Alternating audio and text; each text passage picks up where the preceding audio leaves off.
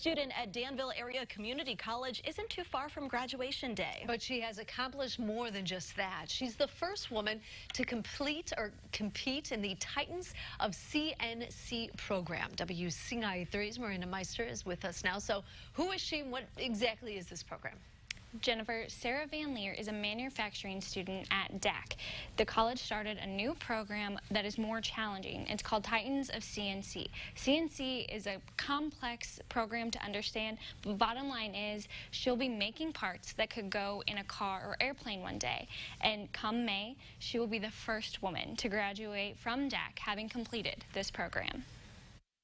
It was nice because I love engineering. Sarah Van Leer has been a DAC student for almost 2 years, and in a male-dominated field, she's stepping up to set an example. It's really exciting. It's nothing that I really exactly expected because I feel like I'm just doing what I'm passionate about.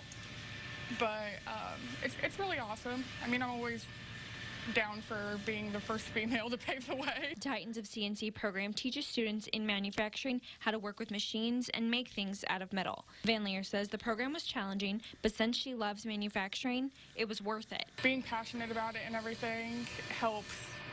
It makes it a lot easier because it's what I want to do. Todd Flessner teaches manufacturing, and he says Van Leer's dedication and hard work has set an example for his students, and not just the women he teaches. Females that I do have in the curriculum look up to her because she's second year. She's almost ready. She's going to graduate in May. So she has, even the male students look up to her as well. And he's confident that no matter what she does, she will be successful. I know that she's going to go do big things. It's close to time for Van Leer to get out and start applying for jobs. She says she's ready. I just want to dive in full-fledged into machining and programming. This new program at DAC started this year, and last fall, one male completed the program. But Van Leer says she's happy to be the first woman to get there. Jennifer? Congratulations to her. All right, thank you.